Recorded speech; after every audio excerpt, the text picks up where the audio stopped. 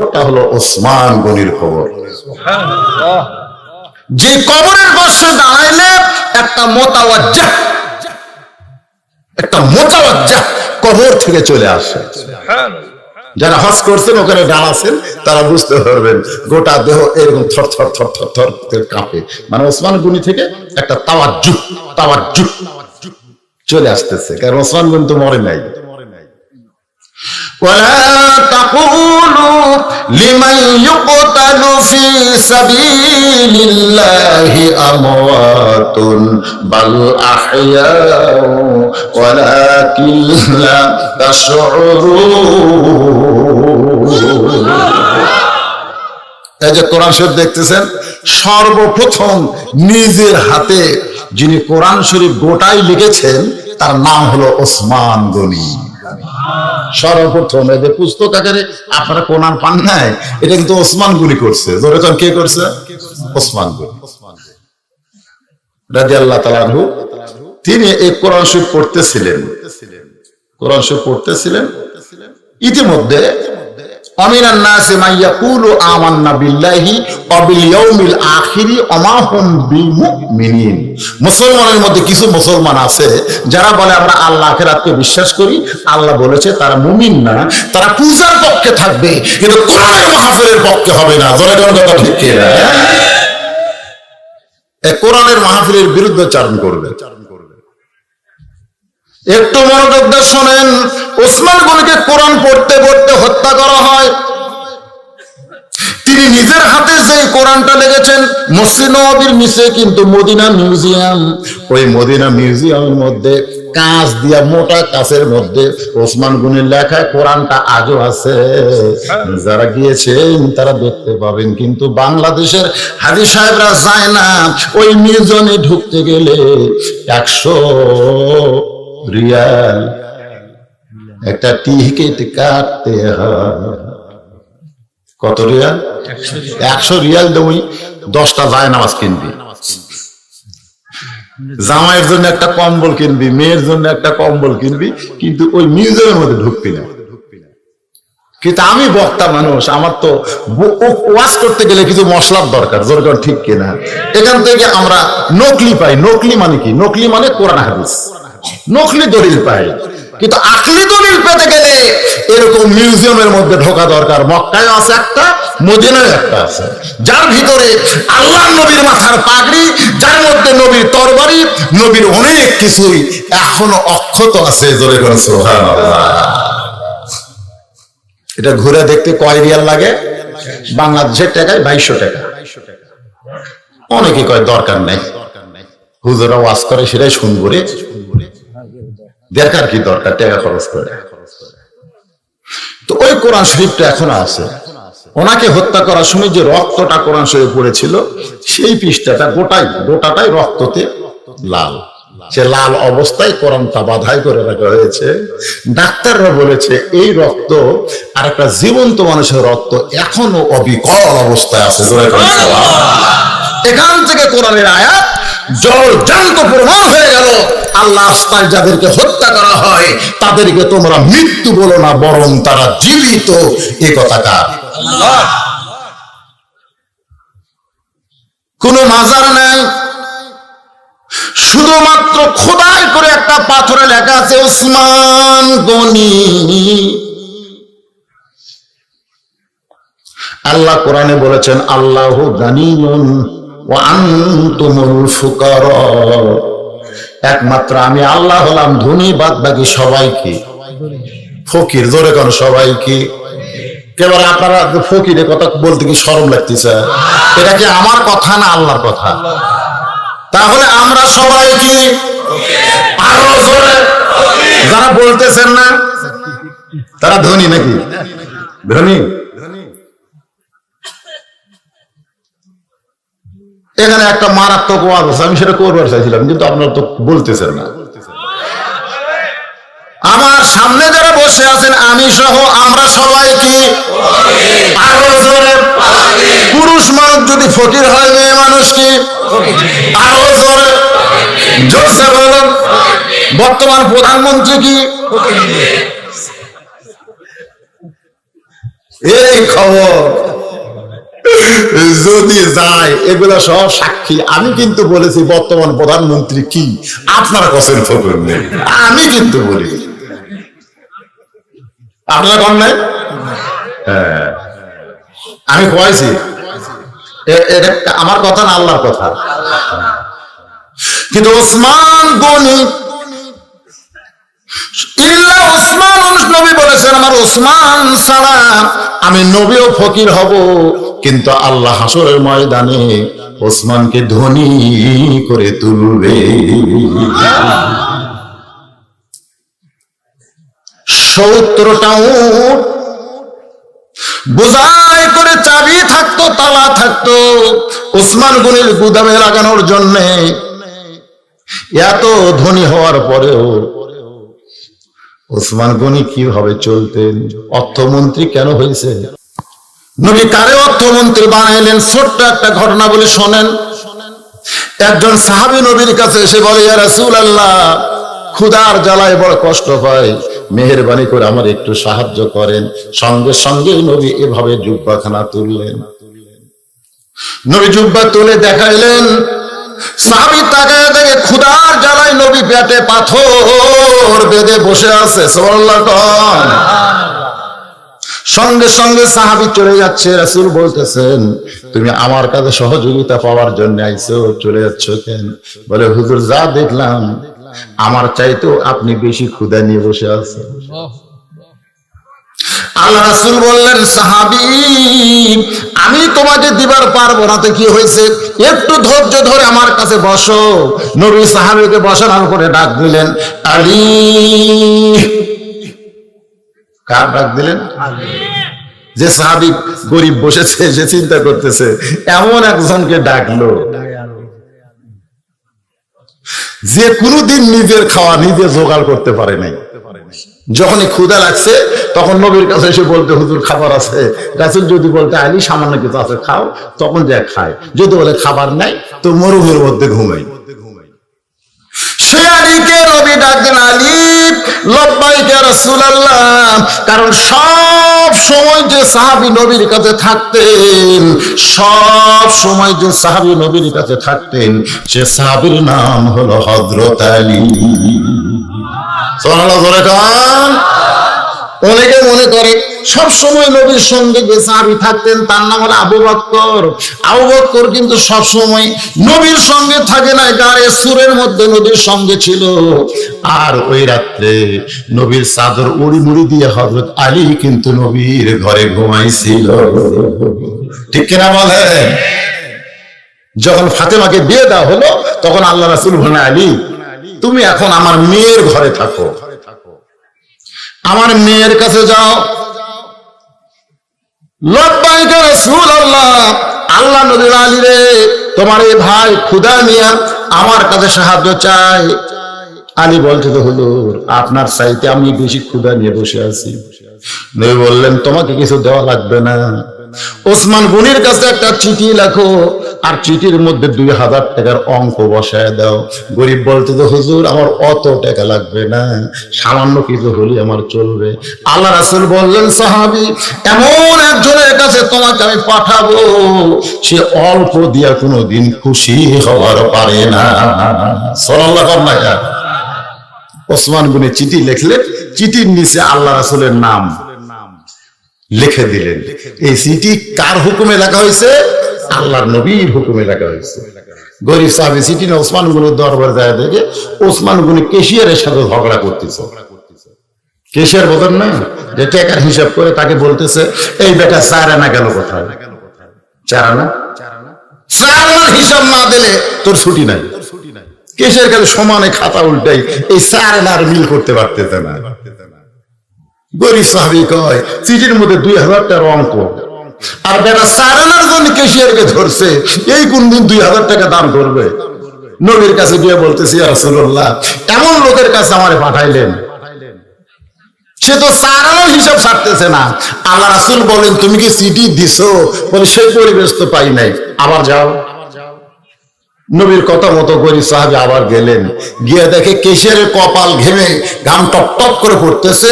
আর ওসমান গনি কিছুক্ষণ পর পর বলতে, 4 আনার হিসাব তুই, 4 আনার হিসাব তুই।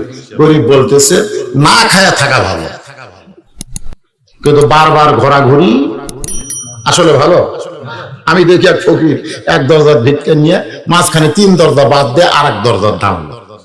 আমি ফকিরকে বললাম, ভাই এদের মাঝখানে 3 বাড়ির দরজা, তুমি কিছুই কইলে না, কারণ কি? ফকির হয়েছে, আগে ফকির হন তারপরে বুঝবেন।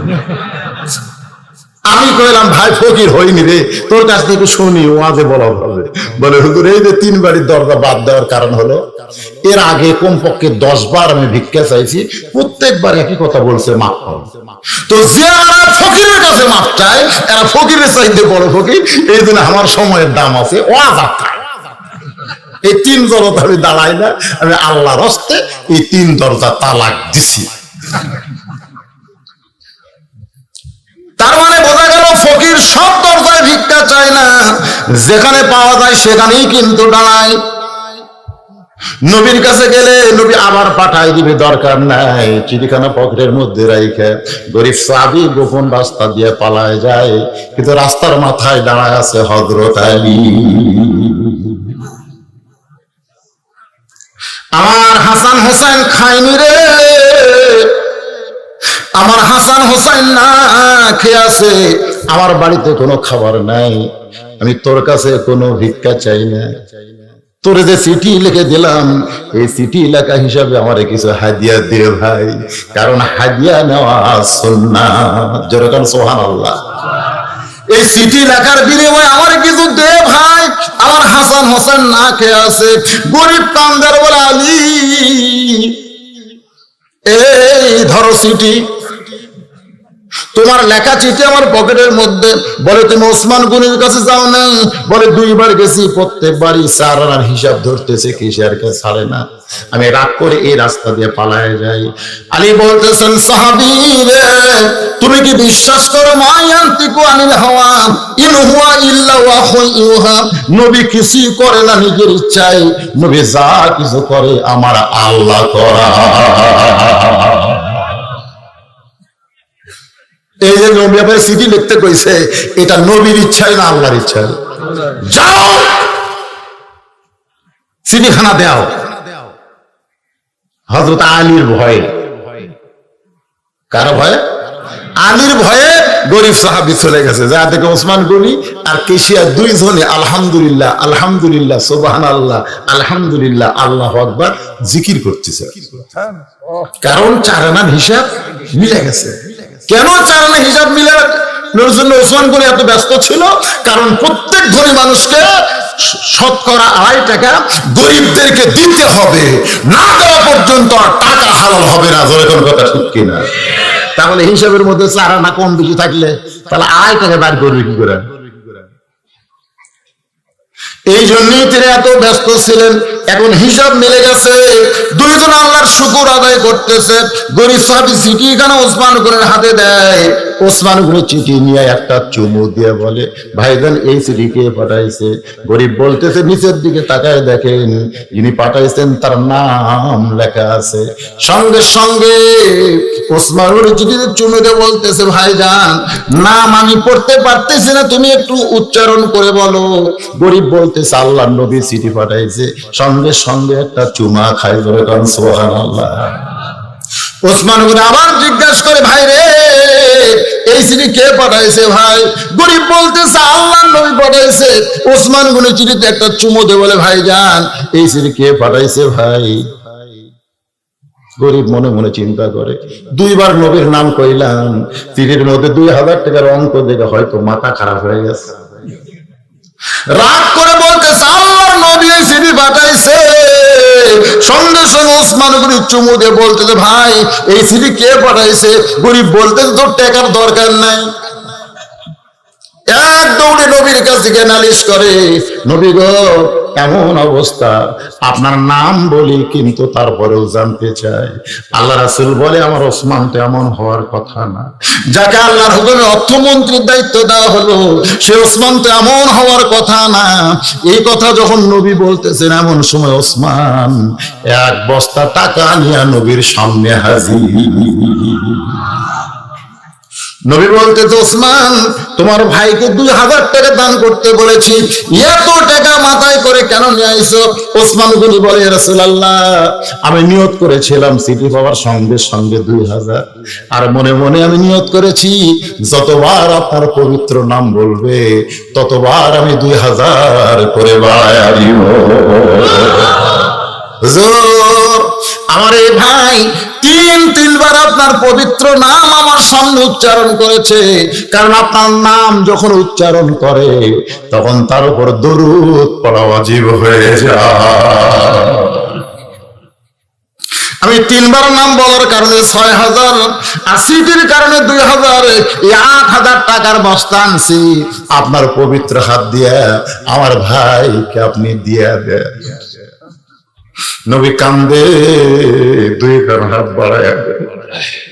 গরিব সাহাবীও কান্দে, কি দেখলাম রে আর কি দেখতে পাই।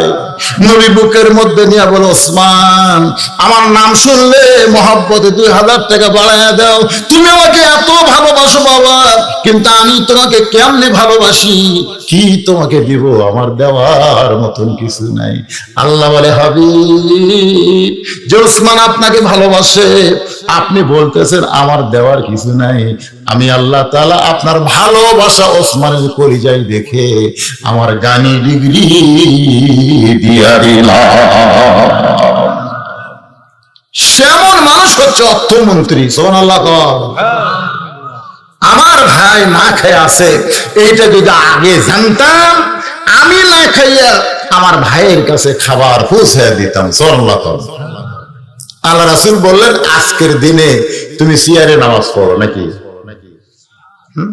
চেয়ারে যদি না পারেন বসে পড়েন, যদি না পারেন শুয়ে থাকা পড়েন। আছে না নাই? শুয়ে থাকাও যদি না পারেন ইশারায় করেন। এটা কখন? যখন আপনি অসুস্থ হবেন, আর অসুস্থ অবস্থায় আপনার উপর জামাত ওয়াজিব নয়। একটু মনোযোগ দিয়ে শুনবেন। গরিব সাহাবী রাসূল বললেন, বসে বসে নামাজ পড়ো, আজকের আসরের নামাজ তোমার দাঁড়ান লাগবে না, কিন্তু নামাজ শেষ করে তুমি যেভাবে মসজিদে আইছো তেমন ভাবে ওসমানের কাছে যাবে। ওসমান তোমাকে এমন দেওয়া দিবে আর তোমার না খেয়ে থাকা লাগবে। তুমি মসজিদে যেভাবে আইছো সেইভাবে ওসমানের কাছে যাবে, ওসমান এমন দেওয়া দিবে তোমার না খেয়ে টাকা লাগবে না। গরিব সাহেব বলে, ইয়া রাসূলুল্লাহ যতদিন হলে নামাজ পড়তেছি, নামাজের মধ্যে বলতেছি ইয়্যাকা না'বুদু ওয়া ইয়্যাকা নাস্তাইন, যার গোলামি করি তার কাছেই সাহায্য চাই, এই বিশ্বাস যতদিন থাকবে আমার কলিজায়, আমি না খেয়ে মারা যাব, আমার আল্লাহ ছাড়া দুনিয়ার কোন ওসমানের দরজায় যাব না।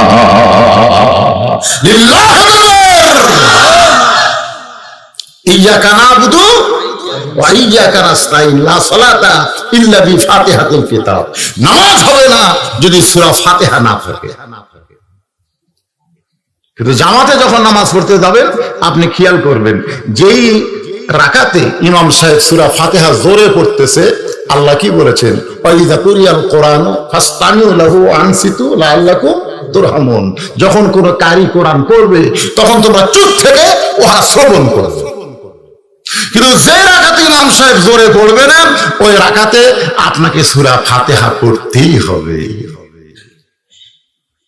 আমার কথা কি বুঝলেন? আসরের নামাজ, জোহরের নামাজ, এগুলা কি ইমাম সাহেব জোরে পড়তেছে? জোরে জোরে পড়তেছে? আপনাকে সূরা ফাতিহা অন্তত পড়তে হবে এই হাদিসের আলোকে। সূরা ফাতিহা শুধু সূরা ফাতিহা নয়, সূরা ফাতিহার বহু নাম রয়েছে। জোরে কোন আছে না নাই? সূরা ফাতিহার একটা নাম হলো কানজ, মানে খুনি। সূরা ফাতিহার একটা নাম হলো প্রার্থনা, দোয়া। আপনি যা কিছু চাবেন সব সূরা ফাতিহার ভিতরে আল্লাহ দিয়েছে। এই জন্য সূরা ফাতিহাকে বলা হয় উম্মুল কোরআন। আমি যেই কইছি উম্মুল কোরআন, একজন লাভ ধরে কয় হুজুর সূরা ফাতিহা যদি উম্মুল কোরআন হয় তাহলে কোরআনের বাপ কে? উম্মুল কোরআন বোঝেন? কোরআনের কি মা। তো কোরআনের মা যদি সূরা ফাতিহা হয়, কোন সূরা কোরআনের বাপ? আমি তো চিন্তা করে গেলাম কে রে, আমরা তো মায়ের কথা পাচ্ছি রে, বাপের কথা তো পাইনি। ইতিমধ্যে আমার বিবেকের মধ্যে বিবেক বিবেক আমার একটা বিবেক আছে না নাই? সবচেয়ে বড় আদালতের নাম কি? বিবেক না, বিবেক কি করে? বিবেক। আজকে আমাদের বাংলাদেশের আদালতে যারা বসে আছে, মেম্বার থেকে প্রধানমন্ত্রী পর্যন্ত, তাদের সকলের এই বিবেক আছে না নাই? দরকার আছে না? যার বিবেক যেরকম তার কাজও সেই রকম। আমার বিবেক আমাকে বলে দিচ্ছে উম্মুল কোরআন, কোরআনের মা আছে, কোরআনের বাপ নেই। তোমার দলিল হলো ঈসা আলাইহিস সালাম। আমি বললাম ভাই ঈসা আলাইহিস সালামের বাপের নাম কি? ঈসা নবীর বাপের নাম তো নাই, ঈসা নবী মায়ের পেটে আল্লাহ দিছে। আমি কইলাম আল্লাহ তাআলা বাপ ছাড়াই কোরআন ফাতিহাকে মা বানাইছে। বলেন সুবহানাল্লাহ। গরীব সাহাবী বলতেছেন ইয়্যাকা না'বুদু ওয়া ইয়্যাকা নাস্তাঈনের প্রতি যতক্ষণ আমার ঈমান থাকবে, আল্লাহর কাছে চাইবো আল্লাহ আমাকে দিবে, আল্লাহ ছাড়া অন্য কারো কাছে আমার চাওয়া দরকার নাই। এই ঈমান যতক্ষণ আমার কলিজার মধ্যে থাকবে, আমি মরে যাব না খাইয়া খাইয়া, কিন্তু আমার আল্লাহ ছাড়া আমি দুনিয়ার কোন ওসমানের দরজায় যাব না। সঙ্গে সঙ্গে নবী বললেন আজকে নামাজ দেরিতে হবে। সুবহানাল্লাহ। নবী বললেন, নবী মানে কি? ইমাম। ইমাম মানে কি? নেতা। আজকে নামাজ দেরিতে হবে। প্রত্যেকদিন জুমার নামাজের খুতবা আমি দেই 1:01টায়, কিন্তু এই রবিউল আউয়ালের 12 তারিখে ঈদে মিলাদুন নবীর উপরে এটা আসলে করা যাবে কি যাবে না, এর উপরে ওয়াজ করতে যায় 10 মিনিট বেশি হয়ে গেছে। এক মুসল্লি সবার শেষে এসে লোক মাদিছে, ওই কিন্তু আগে আসেনি, কিন্তু শোনেন ওই আশাই ঘড়ি দেখছে। প্রত্যেক জুম্মায় 1:01টায় খুতবা দেয়, আজ 1:25 বাজতেছে, তা ওয়াজ চলতেছে।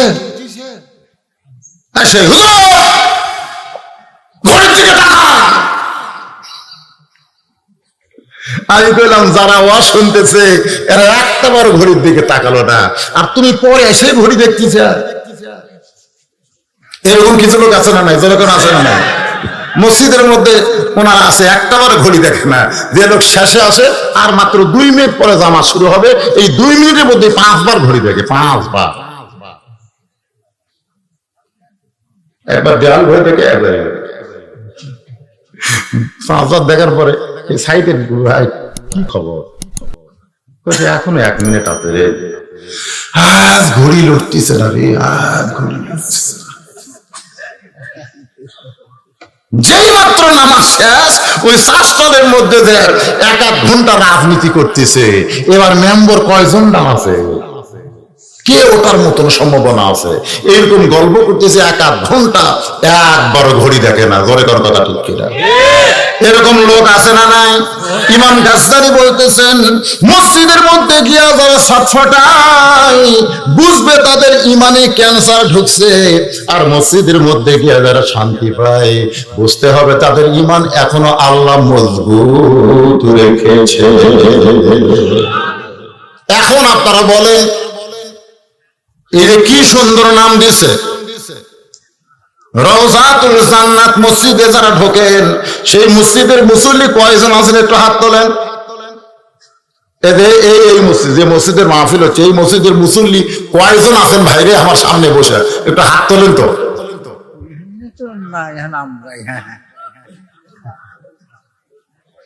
এই তোমরা আবার উঠলে কেন? কেবল ওয়াজ শুরু হচ্ছে রে, আপনারা কি বিরক্ত হচ্ছেন? তাহলে এই মসজিদ মসজিদের মুসল্লি খুব একটা বেশি নাই। এখন বলি তো বাহিরের মসজিদের মুসল্লি কারা কারা, তারা হাত তোলেন পারেন।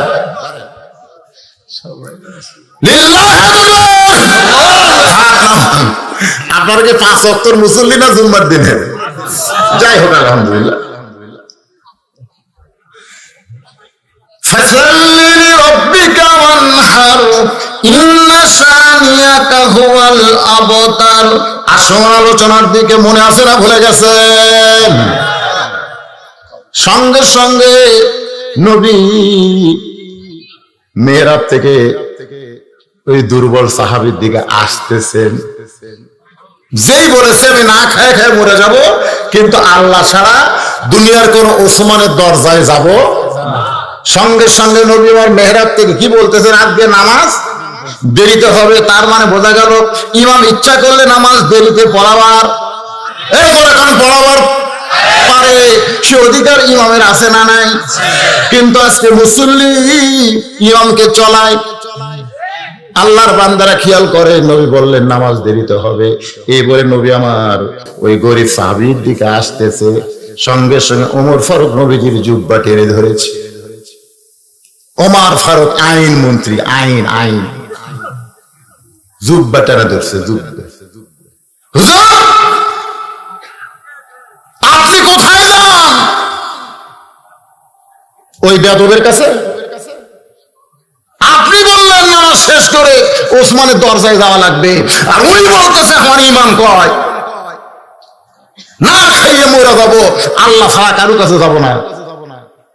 আপনি সেই বেয়াদবের কাছে যাচ্ছেন? আপনি যাবেন কেন? খালি হুকুম দেন, অক্সিয়াঙ্গোলা করে সে আপনার কাছে ফেলে দেবো। রাস্তাতে গেলে শয়তান পর্যন্ত খুলে যায়।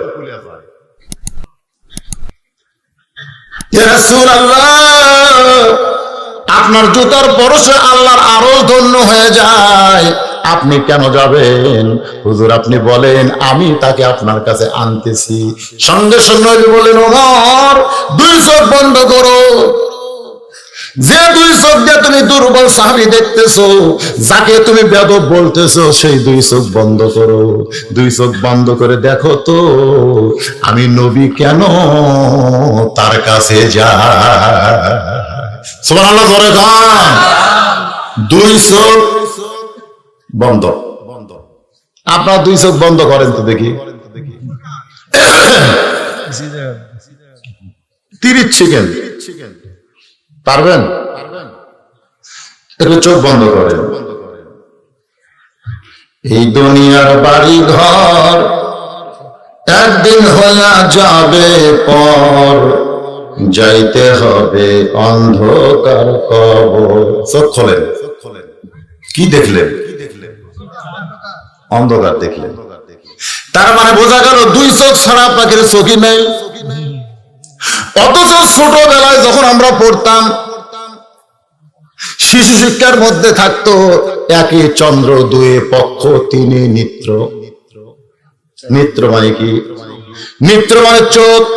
তাহলে 1 চন্দ্র, 2 পক্ষ। একটা চন্দ্রের 2টা পক্ষ আছে, একটা হচ্ছে আলো পক্ষ আর একটা হলো অন্ধকার পক্ষ। জোরে কর কথা ঠিক কিনা? তারপর হলো 3 নেত্র। নেত্র মানে 3টা চোখ। যাদের 3টা চোখ আছে তার 2 চোখ বন্ধ করলেই এই 3 নম্বর চোখ আল্লাহ খুলে দেয়। আল্লাহ রাসূল বলেছেন ইত্তাকু ফিরাসাতাল মুমিনিনা ফাইন্নাহু ইয়ানজুরু বিনুরিল্লাহ। মুমিনদের দৃষ্টি নজরকে তোমরা ভয় করো, কারণ যারা মুমিন হবে তারা তোমাদের মতন দেখবে না, তারা পুলিশ দেখবে না, তারা র‍্যাব দেখবে না, তার 2 চোখ বন্ধ করে আজরাইল দেখবে। ধরে কোন ঠিক কিনা? আজকে আমরা পুলিশ দেখি, ওই যে পুলিশের গাড়ি দেখা যায়, ওই যে র‍্যাবের গাড়ি দেখা যায়। আমার মিন শারিল ওয়াসওয়াসিল খান্নাস, আমার ভিতরের খান্নাস বলতেছে তেল তেল ওয়াজ কর, যদি বাড়ি যাবার চাস। কাউসারের বউ কইছিল আসতে কয়টা বাজবে? কাউসারি কইছে 2টার মধ্যে চলে আসবো। বলে দুধ গরম করে রেখো, একসঙ্গে 2 জন বসে খাবো। পুলিশ ধরার চিন্তা করে নাই, র‍্যাব ধরার চিন্তা করে নাই, সময় মতো বাড়ি যাবে, কিন্তু কাউসারীকে বেলকুচিতে আল্লাহ আজরাইল ধরবে এই চিন্তা একটা বারও করে নাই। ধরে কোন ঠিক কি না? বাড়িতে যখন বের হই, কোরআন সামনে নিয়ে যখন ওয়াজ শুরু করে দেয়, তখন আমার বিবেকের মধ্যে দোলা লাগে। কি দেখবি? র‍্যাব দেখবি, পুলিশ দেখবি, দুনিয়ায় ধরার ভয় করবি না আজরাইলকে ধরার চিন্তা করবি? আজকে যাদের চোখ বন্ধ করে অন্তরের চোখ খুলে যায়, তারা দুনিয়া ডরায় না, বরং আমার আল্লাহকে ডরায়। বলে কোন কথা ঠিক কি না? চোখ বন্ধ করে, কি দেখলেন? অন্ধকার। আল্লাহ রাসূল বলেন, ওমর, আমি দুর্বল সাহাবীর দিকে কেন যাচ্ছি এইটা যদি দেখবার চাও, তোমার দুই চোখ দিয়ে দেখলে আমি বেয়াদব। কি বেয়াদব, দুর্বল, তুমি চাইনতলা করে আমার কাছে নিয়ে আসবা। চোখ বন্ধ করো। সঙ্গে সঙ্গে ওমর চোখ বন্ধ কর। চোখ বন্ধ করার পরে মির্কি বেরাম, যেমন মির্কি বেরাম বোঝেন আপনারা, দেখতেন মির্কি বেরাম ভালো মানুষ হঠাৎ এরকম থর থর করে কাঁপতে কাঁপতে, গাছের গোড়া কাটলে গাছটা যেমন ঠাস করে পড়ে যায়, আইনমন্ত্রী তেমন পড়ে গেলেন মসজিদের মাঝে। হযরত ওমর কাঁপতে কাঁপতে মসজিদের মাঝের মধ্যে যখন পড়ে গেলেন, সাহাবীরা বললেন, ইয়া রাসূলুল্লাহ, আমরা কি করব? আল্লাহ রাসূল বললেন, তোমরা ওমরের গায়ে হাত দিও না, কিছুক্ষণ পর ওমর স্বাভাবিক হয়ে যাবে। সুবহানাল্লাহ। কিছুক্ষণ পরে যখন ওমর স্বাভাবিক হলো, আল্লাহ রাসূল বললেন, ওমর, তোমাকে চোখ বন্ধ করে দেখতে বললাম, তুমি কি দেখলে? তুমি এভাবে কেন পড়ে গেলে? একটু সাহাবীদের শুনুন। ওমর ফারুক শুধু ছোট বাচ্চার মতন কান্না শুরু করে দিলেন। নইবার ওমর, কান্না হবে না, চোখ বন্ধ করে তুমি কি দেখেছো? তুমি আইনমন্ত্রী সাহাবীদের সামনে বলে দাও, চোখ বন্ধ করে কি দেখেছো? ওমর অর্ধ পৃথিবীর খলিফা হয়েছে, তারপরেও কিন্তু চোখ বন্ধ করে নাই। বিবেকের চোখ দিয়ে দেখে আল্লাহ কিন্তু আমাকে ধরবে। ওমর, তোমাকে রাজত্ব দিলাম, এই রাজত্ব পাওয়ার পরে তুমি কি করেছো? গভীর রাত্রে সবাই যখন ঘুমায়, ওমরের অন্তরের চক্ষু খুলে গেছে, আর বিছনায় ঘুমাতে পারে নাই। বইয়ের কাছ থেকে বিদায় নিয়ে ওমর ফারুক মদিনার অলিগলি ঘুরতেছে। হঠাৎ দেখতে পায় মরুভূমির মধ্যে একটা তাবু, একটা তাবু মরুভূমির ভিতরে। এই তাবুর বাহিরে একটা পুরুষ মানুষ খালি দৌড়াদৌড়ি করতেছে, একবার উত্তরে যায়, একবার দক্ষিণে যায়। ওমর ফারুক দৌড়ে গিয়ে সালাম দিলেন, আসসালামু আলাইকুম ইয়া আব্দুল্লাহ, ইয়া আল্লাহর বান্দা, তোমার প্রতি আল্লাহর রহমত বর্ষিত হোক। লোকটা চিৎকার করে বলে, তুমি কে মেয়ে আমারে সালাম দাও? তুমি কে মেয়ে আমারে সালাম দাও? তুমি কি জানো আমি কত বড় বিপদে আছি? এই বিপদে তোমার সালামের দোয়া দেয়া কোনো লাভ হবে না। ওমর ফারুক বলে, ভাই কি বিপদ আপনার? বলে, আমার বাড়ি হলো অমুক দেশে, আমি অমুক জায়গায় শ্বশুরের বাড়ি, গভীর রাত্রে আমার বউকে নিয়ে যাচ্ছি। কারণ ওমর যখন কোরআনের রাষ্ট্র চালু করে দেয়, তখন দিনের চাইতে রাতি মানুষ নিরাপত্তা বেশি পায়। সুবহানাল্লাহ কোন না কেন? বিশেষ করে নারীদের নিরাপত্তা বেশি, কারণ রাতের অন্ধকার তাদের পর্দা হয়ে যায়। আমার গর্ভবতী বউকে নিয়ে আমি যাচ্ছিলাম শ্বশুর বাড়ি ভাই, কিন্তু রাস্তার মাঝখানে আমার বউটা গর্ভের বেদনায় চিৎকার শুরু করে দিল। আমি হঠাৎ তাবু টাঙ্গায়া বউটাকে আমি তাবুর মধ্যে রেখেছি, প্রসব বেদনা উঠেছে, এখন আমার বউয়ের সন্তান হবে। সেই সন্তান কেমনে হবে? ধাত্রী কোথায়? আমি পাগলের মতন দৌড়ে কি করবো, স্থির হতে পারি না। ওমর ফারুক বললেন, ভাই অধৈর্য হয় না, ইন্নাল্লাহা মা'আস সাবিরিন, তুমি একটু ধৈর্য ধরো, আমার কাছে ভালো ধাত্রীর খবর আছে। সুবহানাল্লাহ। ওমর ফারুক এক দৌড়ে বাড়িতে আসলেন। ওমর ফারুকের বিবি দরজা খুলে দিলেন। সুবহানাল্লাহ। খালি কাছে আব্দুল্লাহর মা বলতে দরজা খুলছে, মুস্কি মুস্কি হাসতেছে। আজকে জনগণের বিবেকের চোখ কোথায় গেল? ঘুরতে যায় বইয়ের কথা মনে হচ্ছে, আর বইয়ের কাছে আসছেন। আমি কেবল সিরাজগঞ্জ রোডে উল্লাপাড়া আমার ওয়াজ, আমাকে মোবাইল করলো, হুজুর আপনি আসেন না, বৃষ্টি হয়ে আমাকে লাগা শেষ, ব্যাগ যান। তো মাহফিল যখন হবে না ব্যাগ গেছি, আমার এলাকাতে এক ফোঁটা বৃষ্টি পড়ে নাই। 9টার সময় বউকে ডাক দিলাম, বউ দরজা খুলে মুসকি মুসকি হাসতেছে। কি গো, রাত 2টার আগে কোনোদিন আসেন না, আজকে 9টার সময়? আমি বললাম যেখানে মাহফিল সেখানে বৃষ্টি হয়েছে। বউ কয় আলহামদুলিল্লাহ।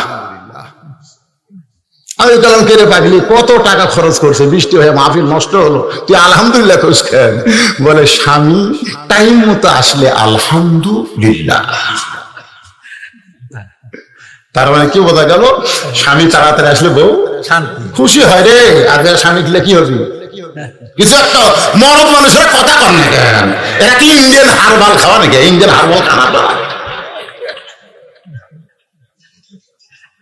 কথা কয় না।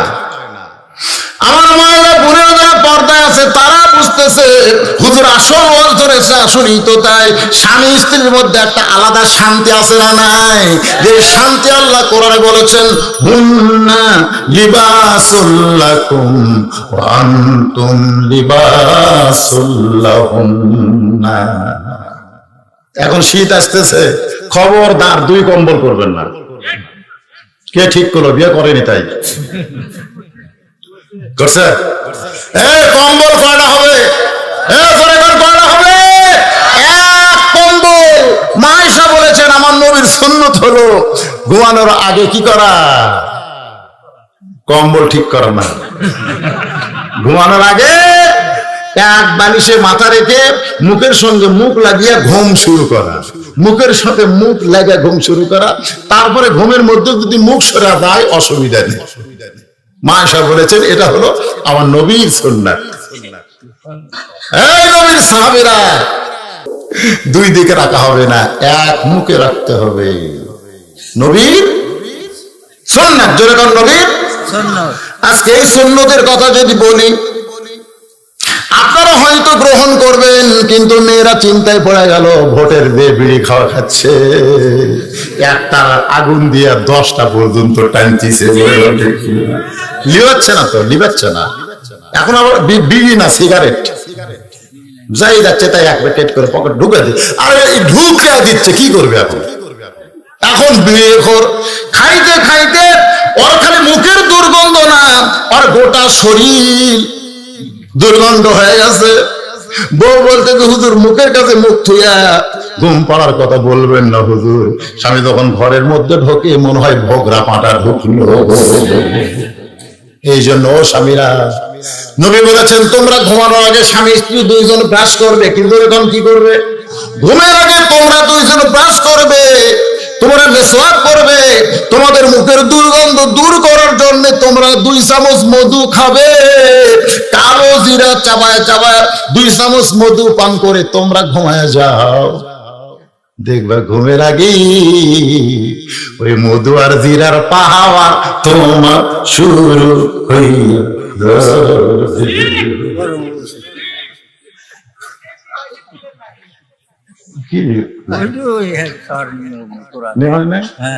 কোরআনে নিয়ম আছে, ওয়ানুনাজ্জিলু মিনাল কোরআনি মা হুয়া শিফাউ ওয়া রাহমাতুল লিল মুমিনিন। জোরে কোন সুবহানাল্লাহ। হুন্না লিবাসুল লাকুম ওয়া আনতুম লিবাসুল লাহুন্না। স্বামী হবে বিবির পোশাক, বিবি হবে স্বামীর পোশাক। রে আল্লাহর বান্দারা, রাত 12টা পার হয়ে গেছে, ফজরের নামাজ যারা জামাতে পড়বে তারা টেনশনে পড়ে গেছে। ভাই আমারও চিন্তা আছে, আমার আলোচনাও শেষের দিকে চলে আসছে। ওমর ফারুক তুমি কি দেখলা? ওমর রে তুমি কি দেখলা?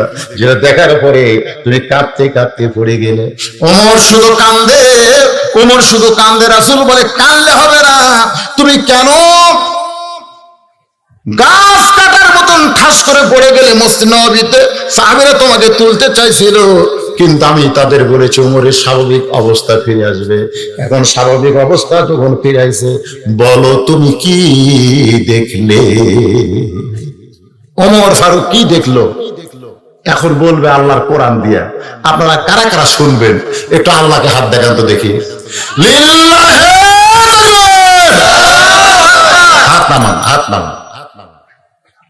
এই যে লেখা আছে বেড়া খরুয়া মধ্যপাড়া রওজাতুল জান্নাত মসজিদ, এই মসজিদের শত্রু কারা আর বন্ধু কারা? 10 মিনিটের মধ্যে আপনারা দেখতে পাবেন। এই যে শুরু হচ্ছে, নাই তো তোমরা বোঝো না এই সময় ওটা চলে। শোনেন, এখন যারা উঠবে, আমার এখন যে ওয়াজ শুরু হবে, এই ওয়াজে যারা উঠবে বুঝবেন এরাই মসজিদের শত্রু।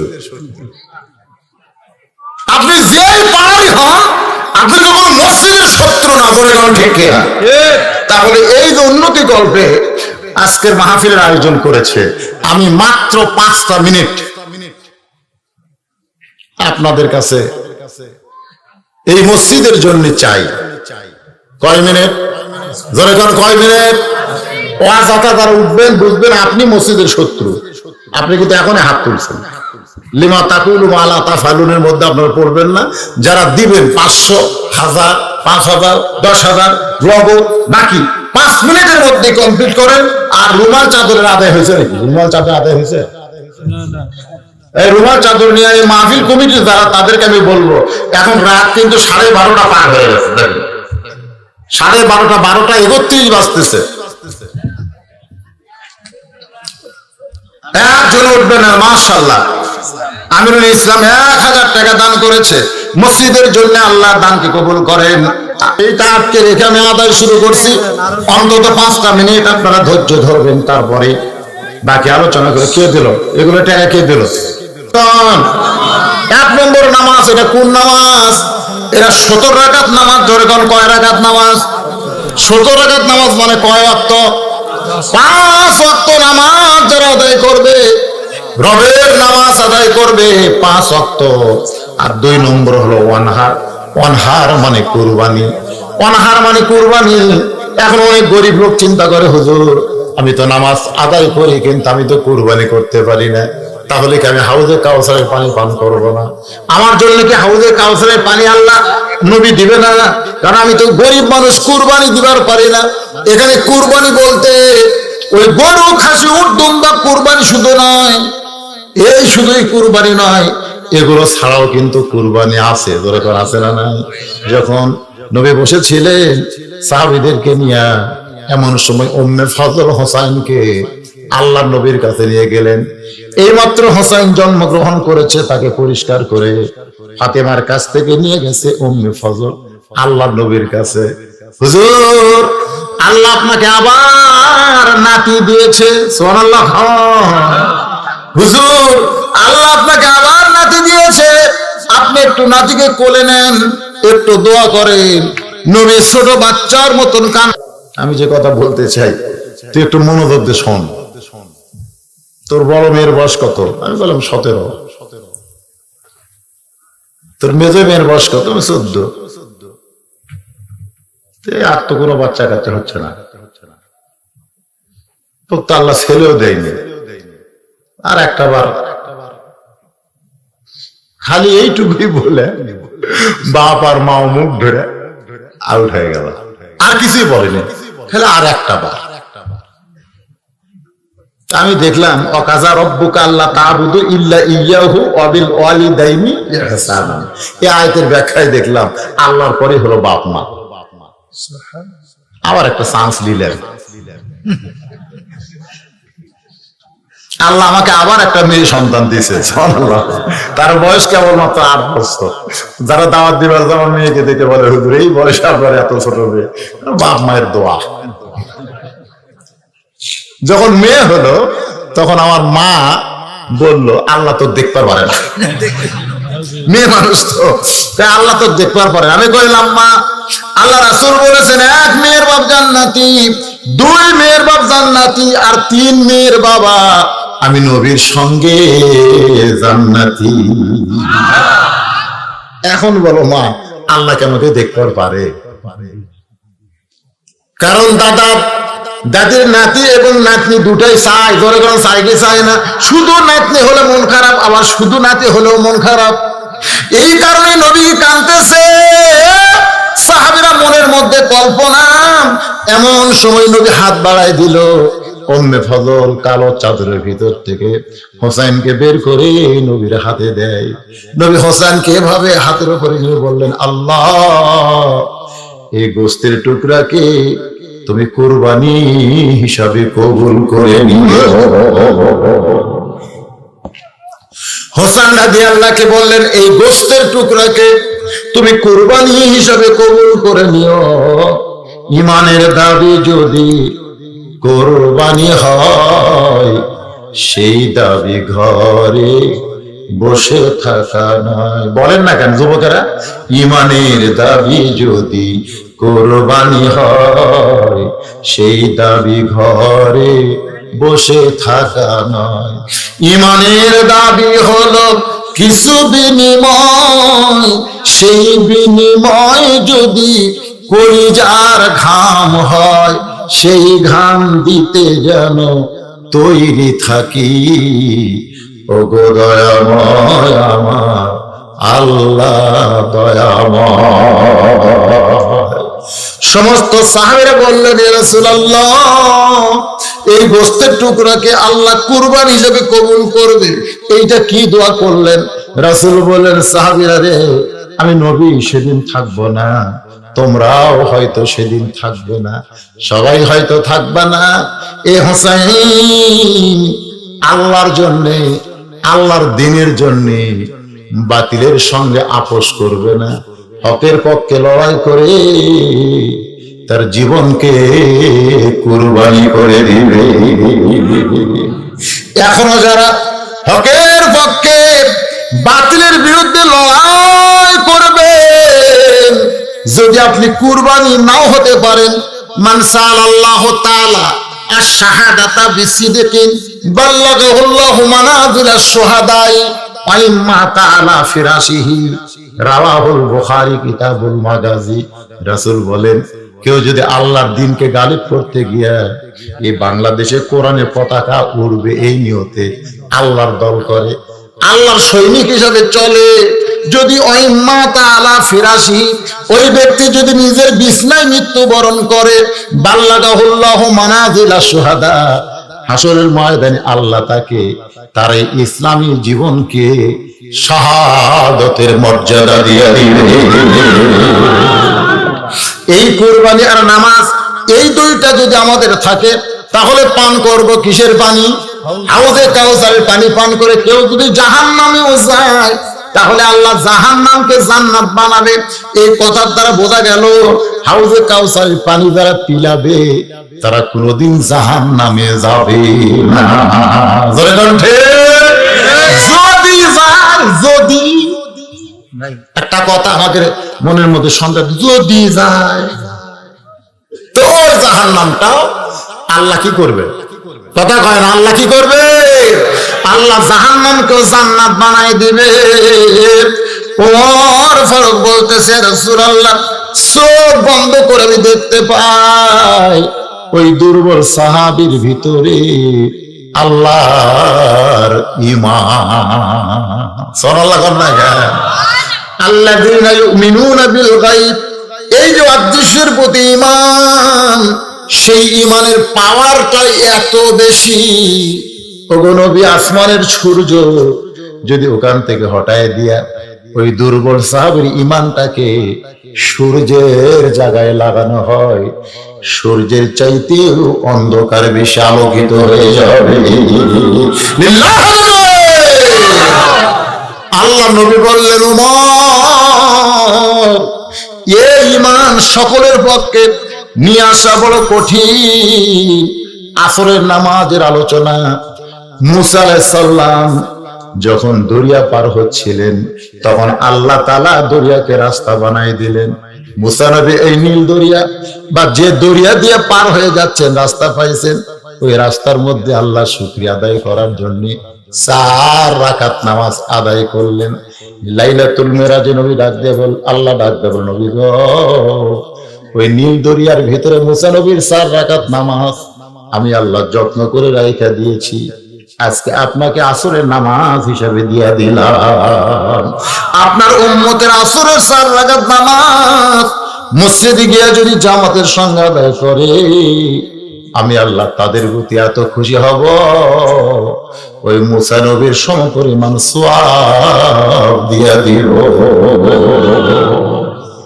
সুবহানাল্লাহ, সবাই বললেন না? মানে নামাজের ওয়াজ ভালো লাগে না। আজকে যদি ফজরে মুসল্লি বাড়ে তাহলে বোঝা যাবে ওয়াজ কাম দিছে। বাড়বে? অসুস্থ মানুষ সুস্থতার জন্য 1000 টাকা দান করে দোয়া চাই, আল্লাহ যেন সুস্থ করে। আল্লাহুম্মা আমিন। আস্তাগফিরুল্লাহ পড়েন, আস্তাগফিরুল্লাহ রব্বি মিন কুল্লি যামবি ওয়া তুবু ইলাইহি লা হাওলা ওয়ালা কুওয়াতা। এক মহিলা একজন মা 500 টাকা দান করেছে, আল্লাহ মায়ের দানকে কবুল করেন। আল্লাহুম্মা আমিন। আল্লাহুম্মা আনতাস সালাম ওয়া মিনকাস সালাম তাবারাকতা ইয়া যাল জালালি ওয়াল ইকরাম। টপ টপ করে বৃষ্টির মতো নিয়র পড়তেছে, এরপরেও তোমার বান্দারা এত রাত পর্যন্ত বাড়িতে যায় নাই, তোমার কোরআনের বাগানে বসে বসে সূরা কাউসার থেকে আলোচনা শুনেছে। আল্লাহ মেহেরবানি করে আজকের মাহফিল আমাদের সকলের হেদায়েতের জন্য, নাজাতের জন্য, জান্নাতের জন্য কবুল করো। এই মাহফিলের শুরু থেকে শেষ পর্যন্ত যতটুকু আলোচনা হয়েছে আল্লাহ, এর মধ্যে যদি ত্রুটি হয়, ভুল হয়, মাফ করে দিও। এর যা হাদিয়া মঞ্জুর করো, সোনার মদিনায় নবী পাকের রওজা মুবারকে কবুল করে নিও। तमाम अंबियाए किराम, আসহাবে কিরাম, তাবিঈন কিরাম, তাবিঈন কিরাম, तमाम পৃথিবীর মাটির নিচে যত মুমিন মুমিনা শুয়ে আছে আল্লাহ সকলের আরওয়াহ হাদিয়া কবুল করো। আমরা যারা হাত তুলেছি আমাদের মধ্যে জনম দুঃখী মা যাদের কবরে চলে গেছে, ছোট্ট একটা শব্দ হলো মা, এই নামের মধ্যে যে কি মধুরে, যাদের মা নাই তারাই বুঝতেছে। মায়ের এক ফোঁটা দুধের দাম কাটিলে গায়ের চাম, আর জুতা বানাইলেও ঋণের শোধ হবে না। এমন দরদি হবে কেউ হবে না আমার মা গো। এই দরদের মা যাদের কবরে গেছে, মেহেরবানি করে মায়ের কবরটাকে তুমি জান্নাত বানায় দাও আল্লাহ। বাবার বাড়িঘর সবই আছে, আমি সহ আমরা যারা বাবা হারাইতে হয়ে গেছি আল্লাহ, মেহেরবানি করে বাবার কবরটাকে জান্নাতের টুকরা বানাও। আমাদের দাদা দাদি, নানা নানি, আত্মীয় স্বজন, শ্বশুর শাশুড়ি যাদের জন্য দোয়া করবার কেউ নাই, কেউ নাই, কেউ তাদের জন্য দোয়া করে না, আমরা গভীর রাতে তাদের জন্য দোয়া করি। আল্লাহ তাদের সকলকে তুমি মাফ করে দাও। আল্লাহ তাআলা তোমার মসজিদের উন্নয়ন করবে মাহফিল নগদে বাকিতে যারা দান করেছে সকলের দানগুলোকে জান্নাতের বিনিময় হিসাবে কবুল করে নাও। আমার পর্দানিশী মায়ের আবেদা সালেহা, পর্দানিশী মা ফাতেমার চরিত্র দান করো। আমাদের মধ্যে যারা আমরা অসুস্থ আছি আল্লাহ আমাদেরকে সুস্থ করে দাও। আমাদের সকলের নেক নিয়ত নিকাশাকে আল্লাহ তুমি পূরণ করে দাও। যারা কষ্ট করে মেহনত করে আজকের জান্নাতের বাগান লাগাইছে আল্লাহ তাদেরকে তুমি এই মাহফিল ওসিলায় জান্নাতি মানুষ হিসেবে কবুল করে নাও আল্লাহ। যুবকগুলোকে 5 ওয়াক্ত নামাজ জামাতের সঙ্গে আদায় করার তৌফিক দাও আল্লাহ। আল্লাহ আজকের মাহফিলের সম্মানিত সভাপতি, বাঙালি জাতির শ্রেষ্ঠ সন্তান, মুক্তিযোদ্ধা, আল্লাহ তাকে কবুল করো। আজকের মাহফিলের সম্মানিত প্রধান অতিথি, সম্মানিত মেয়র সাহেব সহ আজকের মাহফিলে যারা সুধীজন আল্লাহ সকলকেই তুমি দ্বীনের জন্য, ইমান ইসলামের জন্য কবুল করে দাও আল্লাহ। আল্লাহ তাআলা আজকের এই মাহফিলে যারা তদারকি করলো, ভলেন্টিয়ারের দায়িত্ব পালন করলো, প্রশাসন থেকে যে মাহফিল করার অনুমতি দেওয়া হয়েছে আল্লাহ সবাইকেই তুমি কবুল করো আল্লাহ। আল্লাহ আমি গুনাহগার বলে দোয়া ফিরে দিও না। এতগুলো মানুষের মধ্যে যার 2 কানাত পছন্দ হয় সেই 2 হাতের ওসিলায় আমাদের মাহফিলকে কবুল করো। গোটা বাংলাদেশকে কবুল করো। বাংলাদেশের দ্রব্যমূল্য যে হারে বাড়তেছে আল্লাহ সেখান থেকে আমাদের হেফাজত করো আল্লাহ। আল্লাহ তুমি সবই পারো আল্লাহ। রহমত বরকতের দরজা আমাদের দেশের জন্য খুলে দাও আল্লাহ। করোনা মহামারী চলে গেছে, আবার যেন ফিরে না আসে আল্লাহ। তোমার দরবারে দরখাস্ত করি আল্লাহ তুমি কবুল করে নাও। আল্লাহ তাআলা যেদিন আমাদের মৃত্যু হবে দিনটা যেন জুমার দিন হয়, মাসটা যেন রমজান মাস হয়, ইমানের সাথে, ইজ্জতের সাথে, দুনিয়া থেকে বিদায় নেওয়ার কালে আমাদের জবানে তুমি জারি করে দিও লা ইলাহা ইল্লাল্লাহু মুহাম্মাদুর রাসূলুল্লাহ সাল্লাল্লাহু আলাইহি ওয়াসাল্লাম। আসসালামু আলাইকুম ওয়া রাহমাতুল্লাহি ওয়া বারাকাতুহু।